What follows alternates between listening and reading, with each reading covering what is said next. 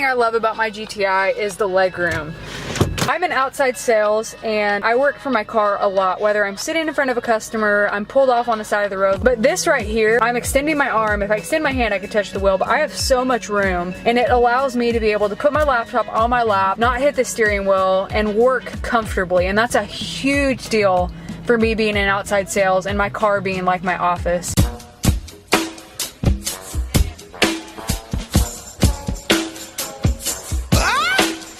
The next thing that I love about this car are the seats. I love I wouldn't call them necessarily racing seats, but definitely a bucket style seat. It holds you on these sides, it also holds you down here, and it makes for a super, super comfortable ride. So one thing about the F32, and I kind of went into this a second ago, I'm an outside sales, so I drive a ton a week. So I'm in my car a lot. With that being said, I want a super, super comfortable car, and in my F32, the way that I sat so low to where my knees were pretty much up here that it caused a lot of lower back pain, and I didn't have to drive in that car for very long while I had this job, but every day I would get out of my car with my back hurting. So in this car so far, I have had zero back pain, and my back, my butt, my legs, nothing hurts at the end of the day. That's a huge, huge perk to me and anybody else who drives a lot. One thing that I adore about this car is the way that it drives. My F32 drove a lot like a boat. Felt like it was so long, you could really feel the length of the vehicle whenever you were driving. This thing is substantially shorter than the F32, and I know we went over that whenever I introduced the vehicle. With it being a lot shorter, I can really tell the difference whenever I take turns, either at a slow speed or a high speed, it doesn't matter. This thing drives like a freaking go-kart. I almost feel like I'm on a zero-turn lawnmower because the turns are so tight. It's very, very responsive with anything you do with the wheel. Another thing I really enjoy about this car is the DSG transmission. A lot of people ask me why I didn't get a manual. With the amount of time that I drive every single day, manual it seemed more work than it was worth. I have the E30, which is a manual, so I still get that experience, but by no means did I want my daily driver to be a manual. With the DSG transmission, it's flawless, and I want to kind of try and explain the DSG transmission to you, but I would probably not do it justice.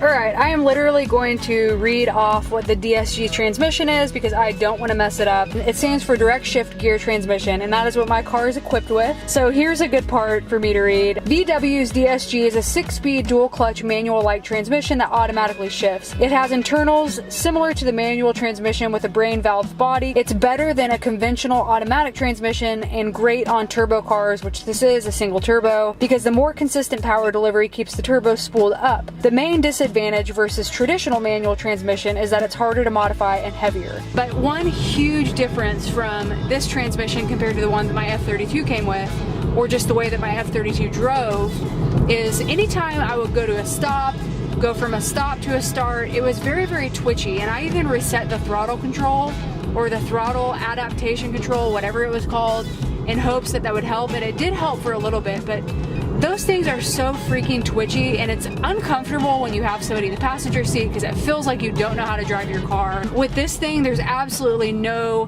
jerkiness, no twitching, no nothing. One of my favorite things about this car is this little feature right here, the mesh sunroof cover or moonroof cover. The really, really nice thing about this is when it's closed, it completely keeps the sun out, almost as if it was a solid material. When you put the sunroof up, either just in the back or all the way, this can stay closed. You can still get the feel of it being open, but the wind is not gonna just suck through and blow your hair all over your face or anything like that. So that is a huge perk, Volkswagen. Good job. The entertainment center, everything's touchscreen, which if you remember the F32 had a little pop out right here. Now I will throw in a negative with this one. This gets so dirty with fingerprints and anything like that. Super easy to pick up fingerprints. You see that was not there a second ago before I touched it. It's kind of just the necessary evil that comes along with the touchscreen, like a phone or something like that. Also, I love this black, but again, going back to throwing a negative in with that, it gets super dirty. You can clean it and no lie, 10-15 minutes later, it's just completely dusted out again. So you remember I got some of these from the rag company and I use this constantly to keep this clean. All right, so I told you a second ago, my car is like my office. I keep a lot of my papers right here.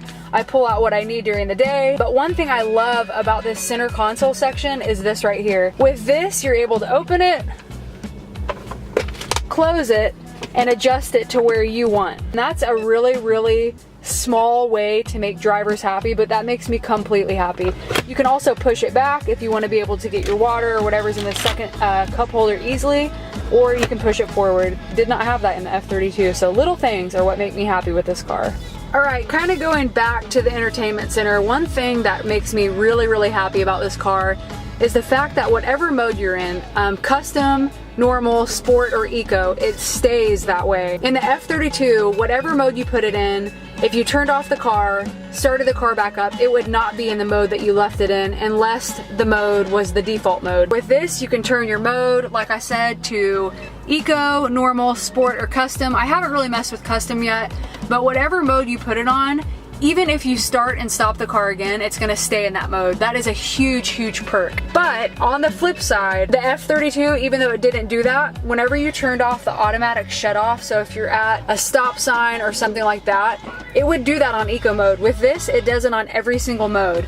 It does not automatically stay off. So if I were to turn off the car, which I will right now, and then I start the car again, that is gonna be off. So even though I literally turned it off a second ago, it's gonna be off, which means the automatic stop is gonna be activated again. I talked to the dealer whenever I went back to sign the rest of my paperwork the next day. I said, hey, is there any way you could code it to where this stays off all the time? And they said no. That's a huge complaint. That's something that Volkswagen's working on. So if anybody knows how to get this to stay off constantly, that would be excellent, because I absolutely hate it. I've gotten used to where I press it every time I start the car. One thing I love about this car is the room. Some of my coworkers saw it and they said, man, you got a lot smaller, didn't you? I said, no, not really. Because with this, the one thing that I use it for the most is the room.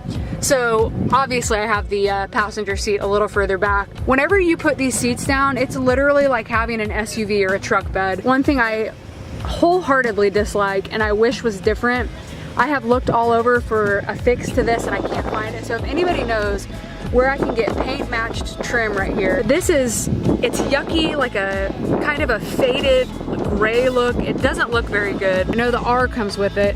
I can't find it anywhere online. So if anybody knows where I can get paint matched trim right here, send me a message on Instagram and let me know where I can get it. All right, I will save the best for last.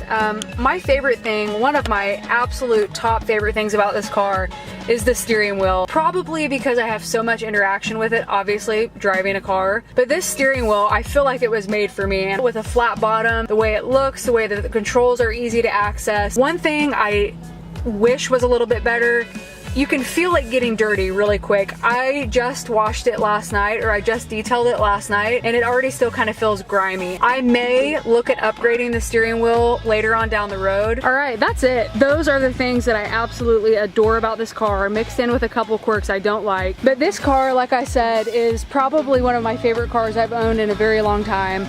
I adore the E30 in a completely different way, but something that I drive all the time, and I've already put 5,500 miles on it. I have not gotten tired of getting in my car every morning and driving this thing. Those are the top things I love about my 2018 GTI SE. I'm sure the more I drive it, the more things I'm gonna end up loving about it, so that is it.